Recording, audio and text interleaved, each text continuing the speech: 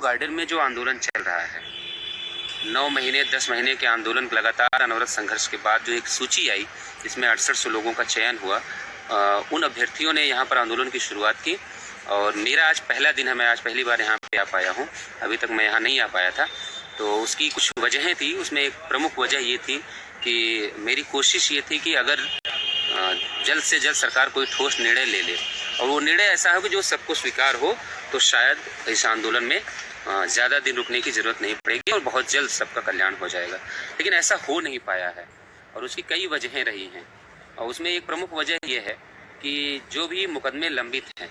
उसमें हर डेट पे कोई ना कोई वकील एब्सेंट रह जाता है या कोई ना कोई नया तरीका विपक्ष भागने का खोज लेता है। इस वजह से ये सब प्रक्रियाएं हो रही हैं। और रही बात 6800 की लिस्ट की, उसमें भी अभी तक अगर कोई कुछ नहीं आगे प्रक्रिया बढ़ पाई है तो उसकी भी एक वजह यही रही है कि जो भी प्लानिंग रही अभी तक की, चाहे वो सरकार की तरफ से हो चाहे हमारे अगुवाकारों की तरफ से हो, मैं किसी की कमी नहीं गिनाना चाहता। और किसने क्या किया, हर आदमी ने अपनी तरफ से बेहतर प्रयास करने की कोशिश की, लेकिन नतीजा हमारे आपके मन मुताबिक नहीं निकल पाया। और वहीं जो इस लिस्ट में शामिल लोग नहीं हैं, उन्होंने भी जो भी अपने स्तर पे प्रयास किया, उन्होंने अपनी तरफ से बहुत अच्छा सोच की कोशिश किया होगा, लेकिन उनके भी मन मुताबिक निर्णय नहीं आ पाया। तो मेरा ये कहना था कि मैं आपके बीच में इसलिए लाइव हुआ हूँ कि कल शाम को हम लोग सबसे पहले उपेंद्र मिश्रा जी के यहाँ गए, क्योंकि उनके यहाँ कुछ बात चल रही थी कि नोटिस का जो इशू था, तो उनका ये कहना था कि चूंकि हमारे यहाँ से ये पिटीशन गई है, तो अगर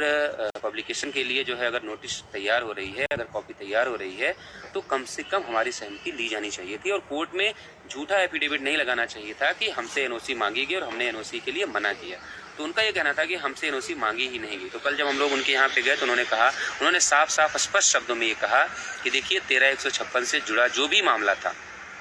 जो भी उसका निस्तारण होना था, जिसके लिए आप लोगों ने मुझे एंगेज किया था, तो उसके अनुपालन में उस केस के दबाव की वजह से या आपके आंदोलन की वजह से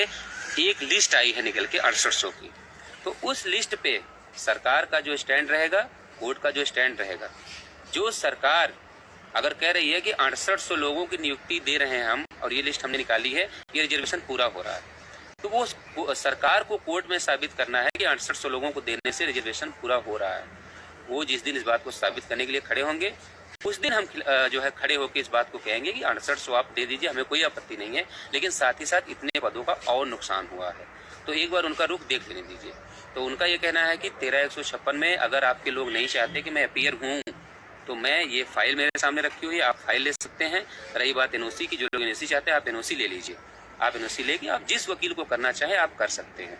तो ये सब बातें वहाँ पे हुई हैं। और नोटिस के लिए उन्होंने भी ये कहा है कि हम नोटिस आपको बनवा के दे रहे हैं, आप इसको पब्लिश करवाइए, उसके बाद आपको जिसको अपना मुकदमा देना हो आप लोग दे दीजिए। तो उन्होंने साफ साफ कल इस बात को बोल दिया है कि वो नहीं चाहते कि हमारी वजह से कोई केस में अड़चन आए। और हमने कहा कि सर आप पिछली 2 डेट पर नहीं आए, इसलिए हमारे लोगों का यकीन मतलब जो है गड़बड़ हुआ, उनको लगा कि नहीं सर जानबूझ के अपीयर नहीं हो रहे हैं, और एक बार आप 6800 की तरफ से भी अपीयर हुए। तो उन्होंने कहा कि भाई जो हमें पैसा देगा, जो हमें फीस देगा, हम उसकी तरफ से अपीयर होंगे। 13/156 के लिए जिस दिन ये अपॉइंटमेंट